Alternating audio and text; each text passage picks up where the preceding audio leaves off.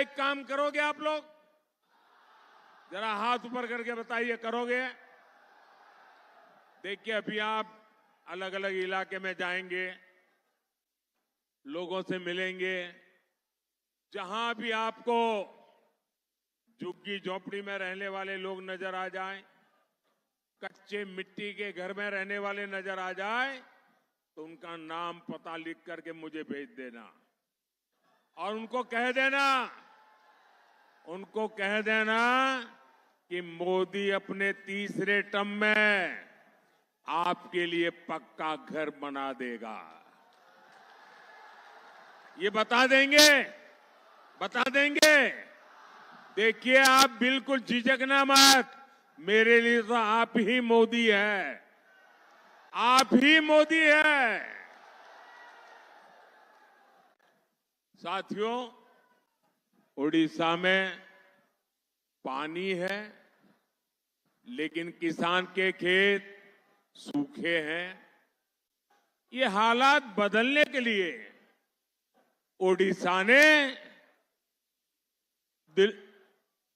उड़ीसा में परिवर्तन के लिए वोट दिया है। मोदी दिल्ली से हर घर नल से जल देने में जुटा है। यहां सबको नल नहीं मिला। इस स्थिति को बदलने के लिए उड़ीसा वोट दे रहा है। उड़ीसा मोदी की मुफ्त चावल योजना में भी बीजेडी की लूट को खत्म करने के लिए वोट दे रहा है। उड़ीसा का किसान हो या नौजवान, बेटी हो या बुजुर्ग, हर कोई कह रहा है, उड़ीसा रे प्रथम थर है डबल इंजन सरकार। उड़ीसा रे प्रथम थर है डबल इंजन सरकार। उड़ीसा ने ठान लिया है, एक पद्मा दिल्ली के लिए और एक पद्मा भुवनेश्वर के लिए, क्योंकि दुई थरा पद्मा,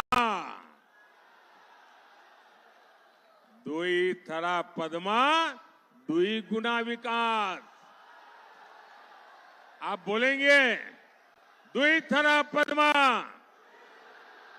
दुई थरा पद्मा, दुई थरा पद्मा, दुई थरा पद्मा, दुई थरा पद्मा। साथियों, आज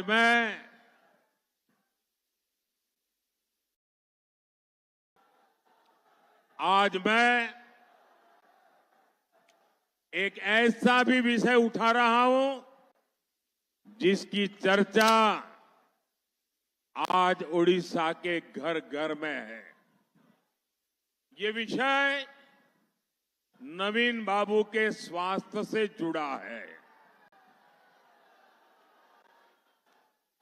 जो नवीन बाबू के हितैषी है, वो आज उनकी तबीयत को लेकर चिंता में है। कई ऐसे लोग जो बरसों से नवीन बाबू को जानते हैं, वो मुझे बताते हैं कि अब नवीन बाबू के लिए कई प्रकार की कठिनाइयां हैं और इसलिए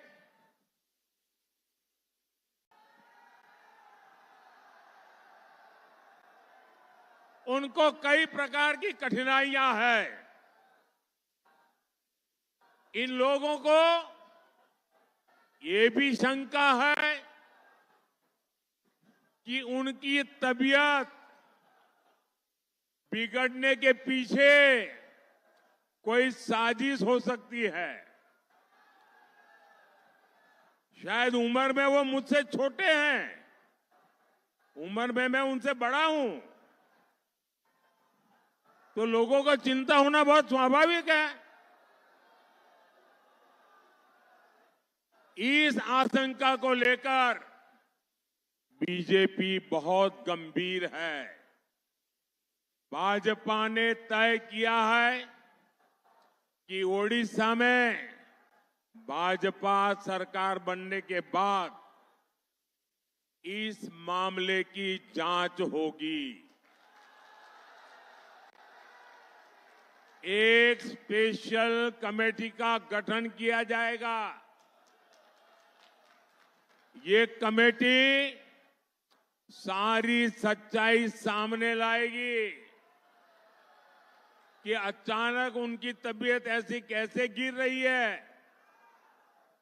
भाइयों और बहनों, केंद्रपाड़ा सहित पूरे ओडिशा की सबसे बड़ी ताकत यहां की कोस्टलाइन है। आज भारत एक्ट ईस्ट पॉलिसी पर तेजी से काम कर रहा है। पूर्वी एशिया के साथ कनेक्टिविटी, ट्रेड और टूरिज्म पर हमारा बहुत फोकस है।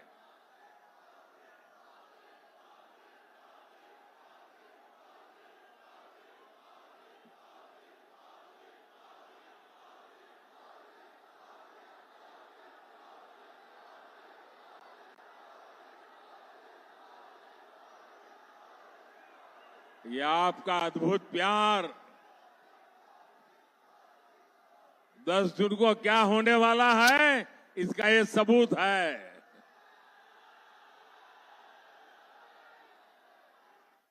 साथियों, हम पारादीप जैसे हमारे बड़े बंदरगाहों को ट्रांसफॉर्म करने पर बल दे रहे हैं।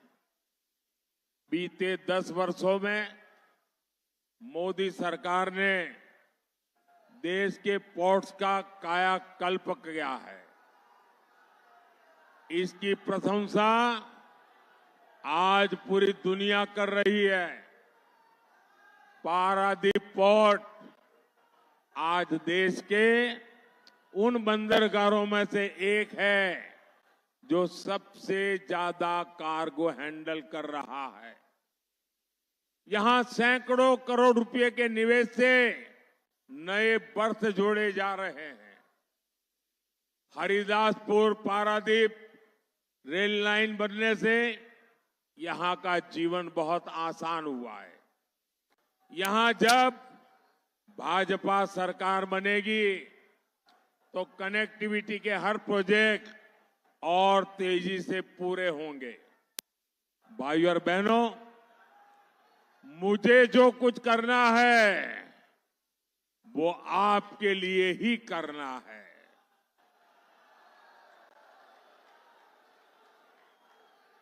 आप ही मेरी विरासत है। आप जितने ज्यादा एमएलए जिताएंगे उतनी ही ताकत आप मोदी को देंगे।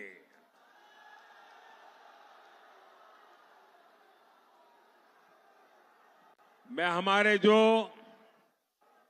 एमएलए उम्मीदवार हैं उनसे आग्रह करूंगा, जरा आगे आ जाए सब। वहां सारे जो एमएलए के कैंडिडेट हैं और आप मेरे मित्र बैजन जी को तो आप अच्छे से जानते ही हैं। ये बहुत कर्मठ और निष्ठावान इंसान है। इनको रिकॉर्ड मतों से विजयी बनाना है।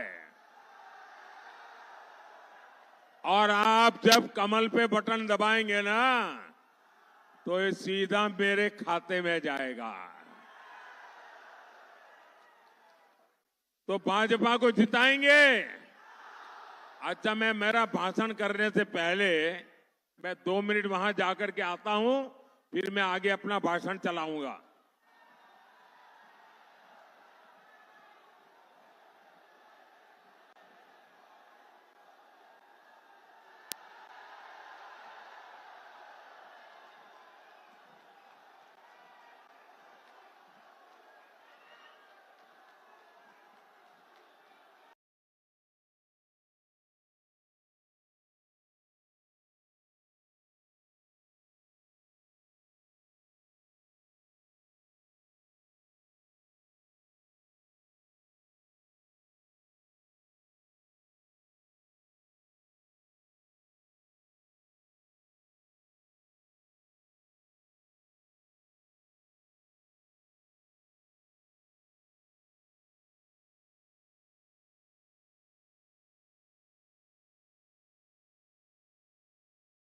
माननीय श्री भारत के यशस्वी प्रधानमंत्री जी ने आदिवासी कल्याण के लिए एक राष्ट्रीय फलक पर विशेष पहचान दिलाई। भगवान बिरसा मुंडा जी के जन्मदिन को राष्ट्र का गौरव दिवस पर गर्व होता, वही देश की पहली आदिवासी महिला माननीय श्रीमती द्रौपदी मुर्मू जी राष्ट्र की प्रथम नागरिक एवं झारखंड की पहली आदिवासी महिला राज्यपाल बनाकर संताल समाज को बड़ा सम्मान दिया है। एक हृदय मानो विशाल सा कि जैसा हो राजमहल की पहाड़ियां, प्रेम की कोमलता ऐसी मानो हो पलाश की कलियां, पेड़ पौधे पहाड़ खनिज और ना जाने कितनी नदियां। स्वागत है नमो आपका इस धरती पर जहां प्रकृति की हमारी दुनिया। नमस्कार जोहार, और हम सब मिलकर स्वागत करते हैं एक ऐसे विशाल व्यक्तित्व का जिन्होंने ना केवल विकास को महत्व दिया बल्कि संस्कृति को भी सम्मान दिया। बहुत बहुत स्वागत आदरणीय नरेंद्र मोदी जी, हमारे भारत के माननीय प्रधानमंत्री जी। अब मैं यहाँ उपस्थित स्वागत हेतु जामताड़ा की रीता राय को बुलाना चाहूंगी कि वे सामने आए और हमारे माननीय प्रधानमंत्री जी का स्वागत हमारे झारखंड के प्रथम मुख्यमंत्री और प्रदेश अध्यक्ष श्री बाबूलाल मरांडी जी अंग वस्त्र एवं पट्टा देकर हमारे माननीय प्रधानमंत्री जी का स्वागत करेंगे।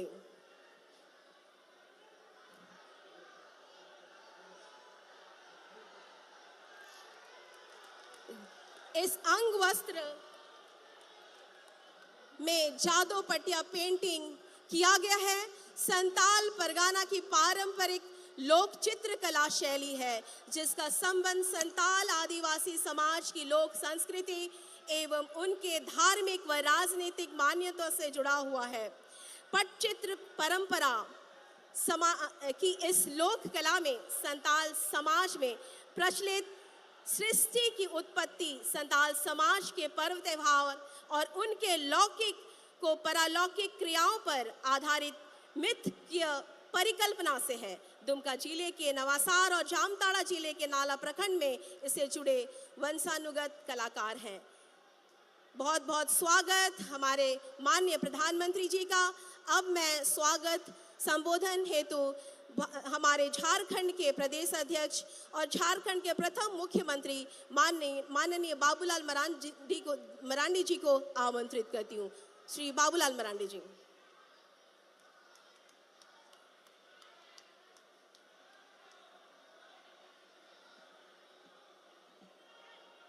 चलो एक बार सब लोग लगाएंगे नारा, भारत माता की, भारत माता की, भारत माता की जय श्री राम, जय श्री राम। चलिए बहुत बहुत धन्यवाद आप सबको। मंच पर उपस्थित देश के यशस्वी प्रधानमंत्री और इस धरती के सबसे लोकप्रिय नेता आदरणीय नरेंद्र मोदी जी का मैं इस सीधो कानो चांद भैरव और फूलो जानो की धरती पर मैं स्वागत करता हूं, अभिनंदन करता हूं। और साथ ही मंच पर यहां उपस्थित इस संथाल परगना के 3 लोकसभा क्षेत्र से प्रत्याशी, आपका इस दुमका लोकसभा क्षेत्र से प्रत्याशी श्रीमती सीता सोरेन जी, गोड्डा लोकसभा क्षेत्र से सांसद और प्रत्याशी डॉक्टर निशिकांत दुबे जी और राजमहल लोकसभा क्षेत्र से प्रत्याशी श्री ताला मारंडी जी और मंच पर उपस्थित